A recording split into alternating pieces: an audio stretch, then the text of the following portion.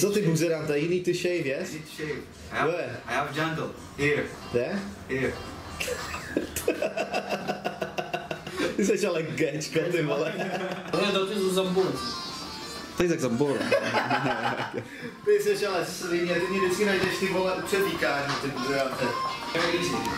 So we just, you just record like, that I sit and I talk. Fuck you, man. Shut the fuck up and go to work out. You are... Tohle to je, s čím se tady musím potýkat, jo. Buzerant tady dlouho nebyl a už si vyskakuje. Tak, dneska pojedeme kozy a měl jsem takový nápad, že bych rád popovídal detailně o všech metodách a udělám takovou demonstraci metod, udělám takový trénink, kde vlastně všechny uplatním, jo, postupně. Zase začneme od nejtěžšího, od bench pressu zrovna se začínám rozehřívat, pak to vytneme, to tam nebude na videu, jenom jsem chtěl říct tohleto úvodem. Omlouvám se, že dlouho nebylo tréninkový video, který by bylo nějak takhle účelný i pro vás. Dneska přijde, doufám, že to rychle zpracuju, takže postupně vám předvedu všechny ty věci. Jo.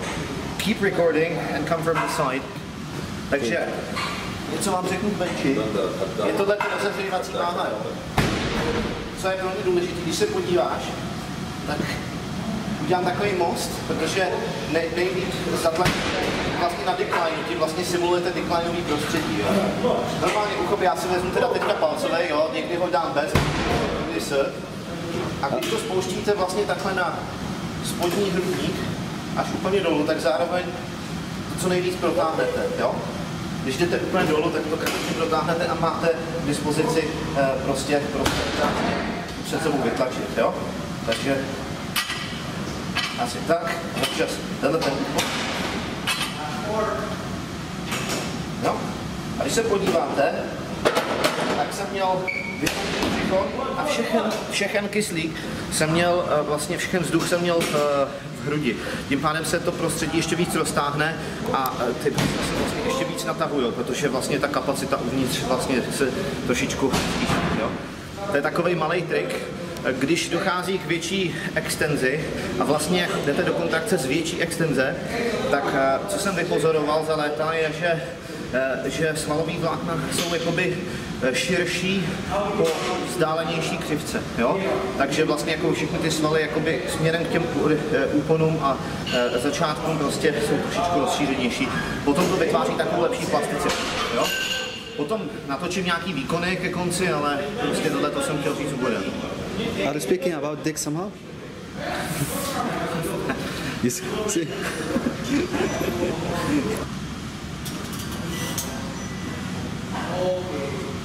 Okay. Ty gečko.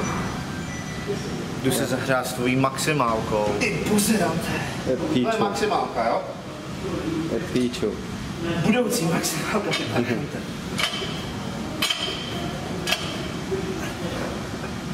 This is the new method, huh? So it's called Picho method. What's called? Picho. Picho method. You want to do that? I'm just warming up. I said this is bench press, right? No, man, like, I'm just... Now guys, I'll show you the black Picho.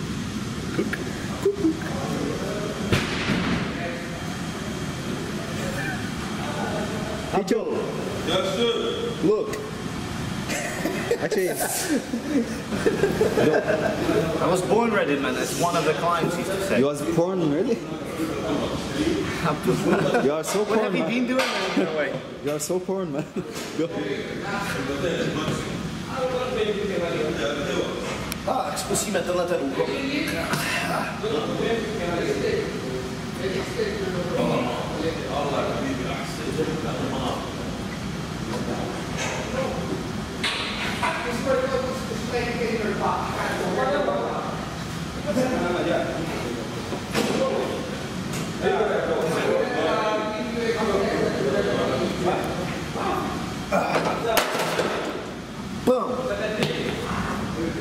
Pořád to gradujeme nahoru. Já budu i seriózní, jo, takže teďka vlastně se dostanu do takové zóny, jak jsem to vysvětloval minule při tom presním videu, který byl asi před měsícem, kdy jsem byl ještě na kůře. Trošku jsem zvedal, teďka už zvedat tolik nebudu, že jo, ale budu se snažit. Co jsem chtěl říct je, že je důležitý, strašně důležitý tam mít prostě nějaký těžký série, vždycky tam musí být, jo. Za chvíli budu mít do pomoci, uvidíte prostě, abych mohl jít na doraz. Takže prostě teďka opouštíme tuhletu zónu hovnovah, budeme trošičku na malinko větší.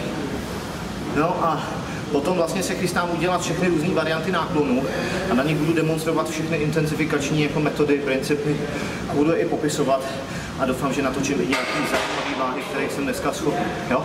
Tak prostě sledujte dál. Oh, Alex, this is from art. Why you are using it? This? Yeah.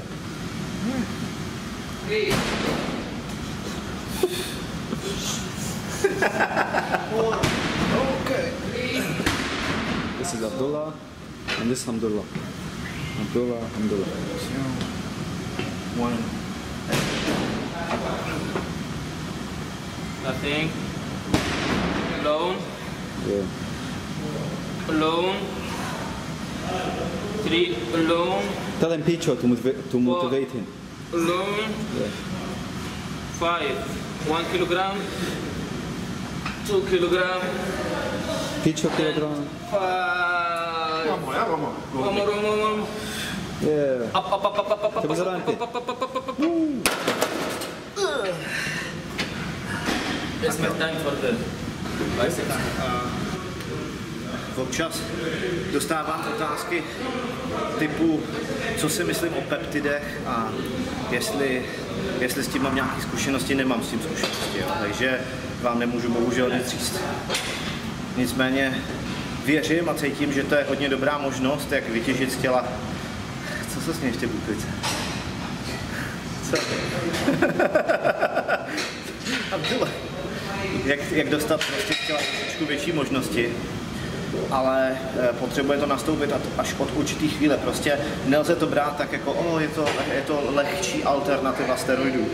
Takhle to nelze brát, prostě prvně musíte udělat tu základní naturální práci. Naturální znamená bez peptidů, jo?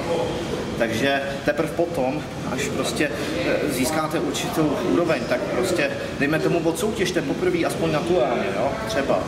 A potom to tam třeba dejte, jo? Cítím, že to bude úžasný, sám prostě si to vyzkouším, až to tam bude, tak vám samozřejmě dám echo, jak to fungovalo a všechno, uvidíte to i na videu, ale prostě to je tak, abyste věděli, co si o tom myslím a jaké situace.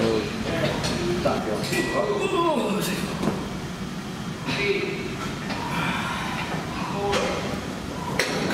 Just very few. 3, 2, 1.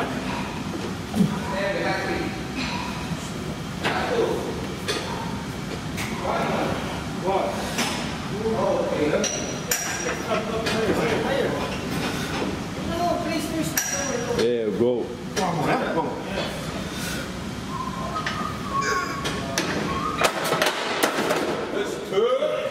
You make it look like I never lift anything. What the fuck? Nahoru. Jsou to bohužel ty nejtěžší, co máme zatím, 40. Teďka objednávám v současné době 45, který jsem objevil, že máme, ale ne tady ve firmě, takže musíme dostat z jiného místa. Takže samozřejmě náklon, trošičku lepší izolace vršku, ale zároveň technika, trošičku zaměření se na excentrickou fázi, to znamená tu brzdivou, jo, do velkého protažení. Protože jsou lehčí, než potřebuju, tak tímhletím si vykompenzuju tu obtížnost, jo. A budu vám přece na to natáčení, kurva.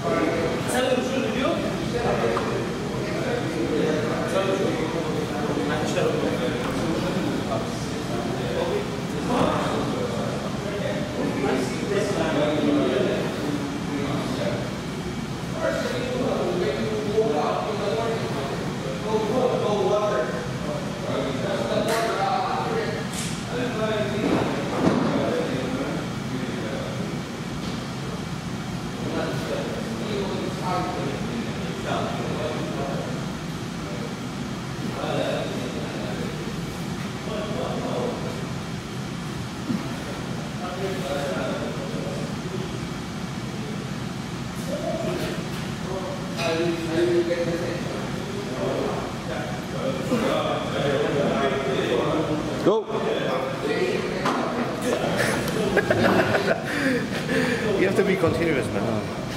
Takže, viděli jste, že ze začátku to je velká prdel, pak to začne tuhnout. Jakmile to začne tuhnout, tak je to tak v prdeli, že i když si to trošičku necháte odšťouchnout od toho spodku, tak to stejně nejde zvednout. Takže, když je to lehká váha.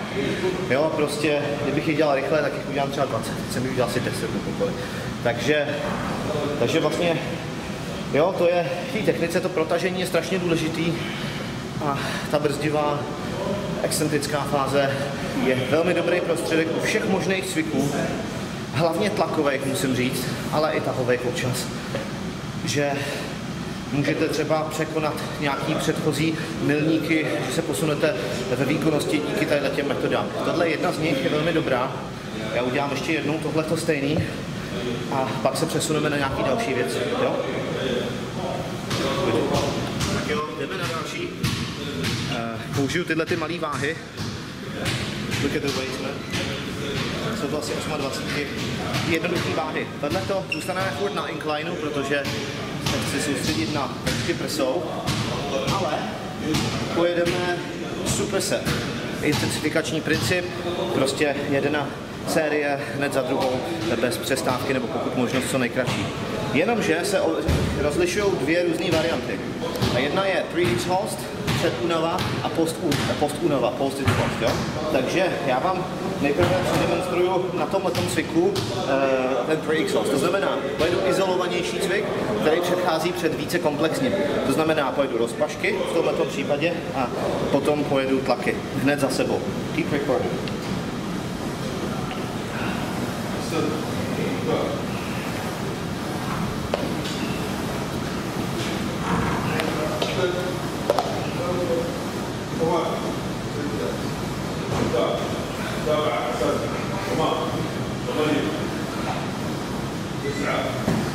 To moc lehký, kurva, a vám to pak přijde.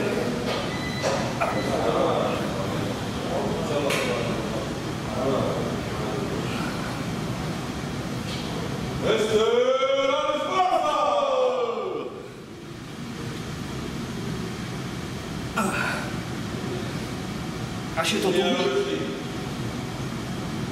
tak je čas na tlaky. Můžeme přidat rychlost, aby se to trochu zintenzivnilo. A pak už to nebude. Go, pitch up. Push.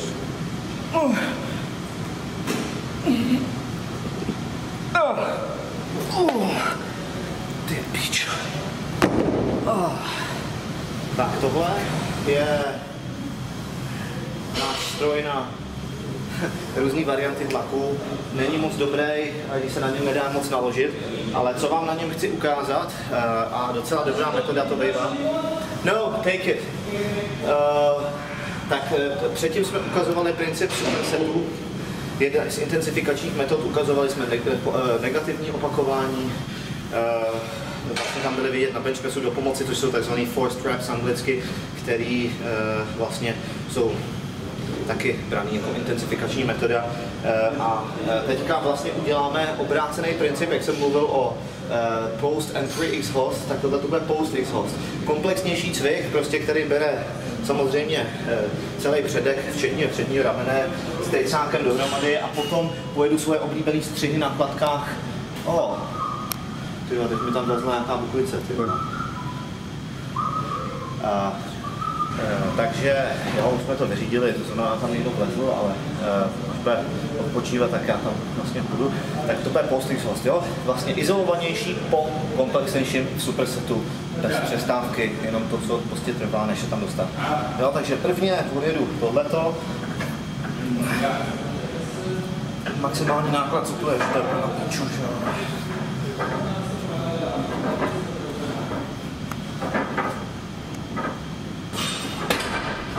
Pumpovačka skoro,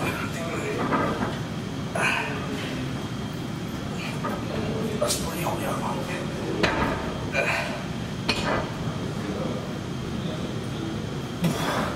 Tohle to jsou ty na středy prsí. Jo, pro křižování. Izolovaný.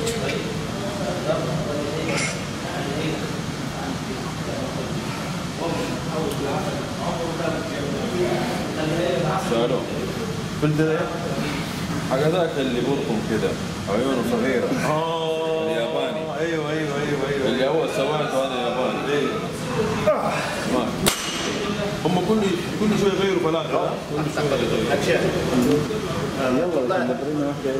na vrchní prsa, už jsme to jednou dělali ve videu. Můj oblíbený cvik, skvěle pumpuje, zvláště ta fáze, kdy se míjejí tělo. Jo? A na tom demonstruju drop set, to znamená schazovanou sérii. Opravdu důležitý to občas zařazovat, vypálí to víc všech vláken, ale je dobrý začít na těžší váze. Jo? يلا ان شاء الله اهلي صعبان شوي وهذا ما تلاقيني بالدور بس بشرط تقدر يا رسل ان شاء الله ماشي بدك شيء مو شيء اماني حتى انا عن جد بدك شيء لازم شيء عن جد انا بدك اي شيء دوم ليكي الله يسلمك ليك شو زمن بعدين هلا هذا ايه يا مثل اخوك اكيد لا تستقبل عن جد انا احكي عن جد Aspoň trošku. خلاص تمام يلا روح نرجع يلا مع السلامه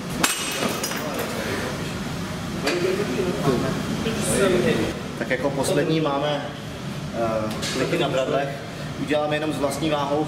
Chci udělat více opakování a ukážu vám na tom takzvaný rest pause principle, který se trošičku liší podle kategorie cviků, podle toho, co to je. Někdy to uvidíte u benchu, že vlastně budete držet jenom vlastně propnutý ruce a potom zkusíte přidat nějaký opakování tady. Já vždycky z toho seskočím třeba na 10 sekund, jenom se projedu kolem a zkusím tam přištěpnout jedno nebo dvě opakování. Takhle to několikrát zopakuju s hodně krátkými intervalama. To je jedna z věcí, co můžete udělat a zintenzivnit. Když nemáte skloněnou hlavičku hlavou dolů, takzvaný decline, tak tohle je výborný cvik, který můžete zařadit a bude vám chodit na spodky prsu. Jo? Tady nebudou žádný supersety, ale vlastně tohle ten respot, jdem na to. Dám provedení těch je, že mám nohy zádu a jsem co nejvíc nakloněný dopředu. Plnýho protočení, lokty ven, to bylo hezky z prsu.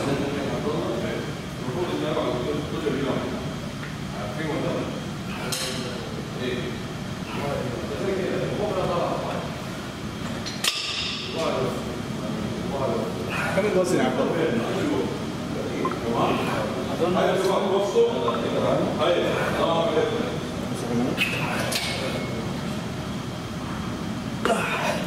Don't stop it, don't stop it, don't stop it.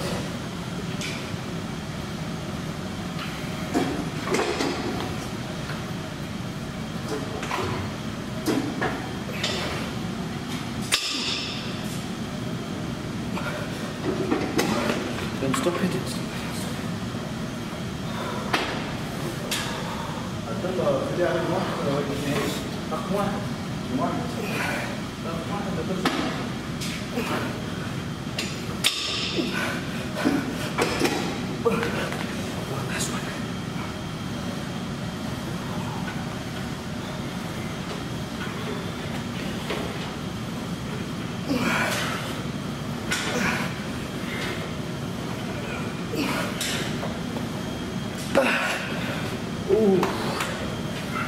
Jo. Tak jsme tady s potréninkovým rezuméčkem. Cítím se trochu na hovno, protože jsem měl nějaký plány na zítřek a znova to padlo a už asi po pátý jsem se na někoho spoléhal a vždycky se na mě lidi vysrali. Tak jsem v takovém špatném rozpoložení. Mám hlad.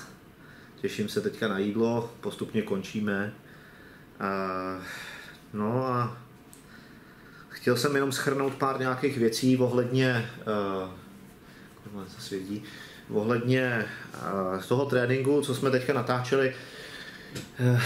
Máme tady trošičku takovou složitou situaci v poslední době, protože nám odešel manažer a dost rychle, hodně rychle, takže nemáme moc náhradu a teďka prostě se někdo našel. máme všichni takovou jako těžkou chvíli, protože všechny věci, co potřebujeme vyřešit a nemáme na ně pravomoc, tak prostě čekají, protože jednoho manažera nemáme a toho dalšího ještě nemáme, tak ten přijde až v neděli, takže bohužel všichni jsou takový, že morálka je dole, všichni serou na práci, že jo, nemají kontrolu a trošičku se to promítá třeba i na tom, jak se nakupují věci, jo, prostě zkrátka, když není nikdo jako zodpovědný za to, jako řešit postupně úkoly, tak potom i ostatní členové týmu jsou takový trošičku zaneprázdněnější, včetně mě a prostě i Abdullah byl dneska takovej, že byl chudák nasranej a měl toho hodně, tak prostě nebyla ani nějaká moc prdel během toho natáčení, tak za to se omlouvám, ono to potom jako zase přijde, jako bude prdel, to jsem si jistý, ale tak aspoň dneska jsem se snažil být takovej hodně vyčerpávající ve smyslu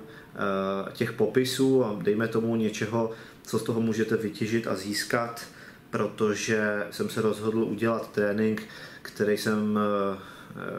na který jsem našrouboval metody, které můžete třeba případně dělat a jsou rozumný a jsou zároveň v určitém smyslu demonstrovaný, dejme tomu na vahách, který já jsem schopen v současnosti dělat a úrovni techniky, která tomu zhruba tak nějak odpovídá.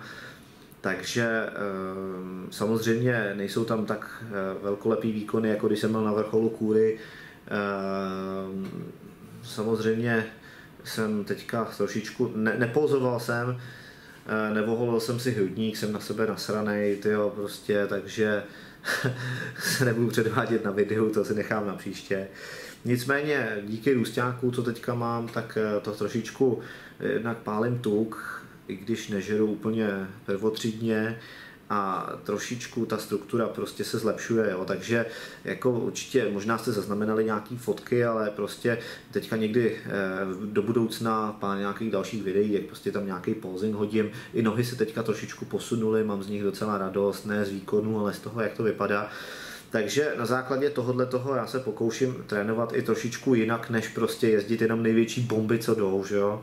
Ačkoliv se o to stejně pokouším a nejde to tak dobře, tak se prostě soustředím i na jiné tréninkové metody, protože třeba pozoruju, že díky těm látkám, co v sobě mám a vlastně celému tomu souboru událostí, co se sebou vlastně dělám v poslední době, tak je vidět, že se dá posouvat vlastně docela dost snadno dál i pomocí jako třeba daleko méně účinných metod, jo, prostě, což je divný.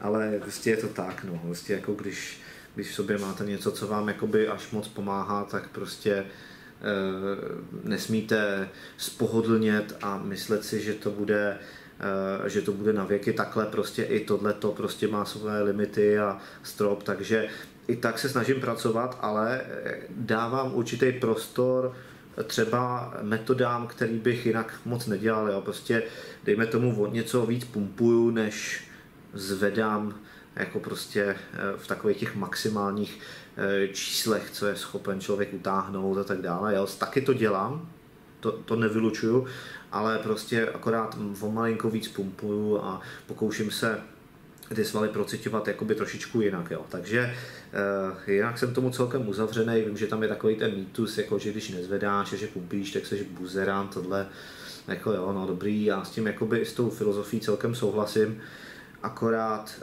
prostě se snažím hledat nějaký poctivý metody, když už pumpovat, tak nejenom prostě nějaký super jako šolek, který nebude stát za to, ale že bude mít strukturu, že bude mít nějaký význam a že zatím je nějaký záměr.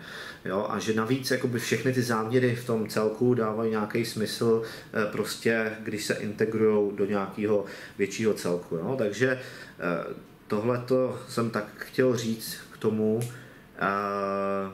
Co se týká jednotlivých těch vybraných cviků, tak jsem je volil taky prostě kvůli různým biomechanickým výhodám.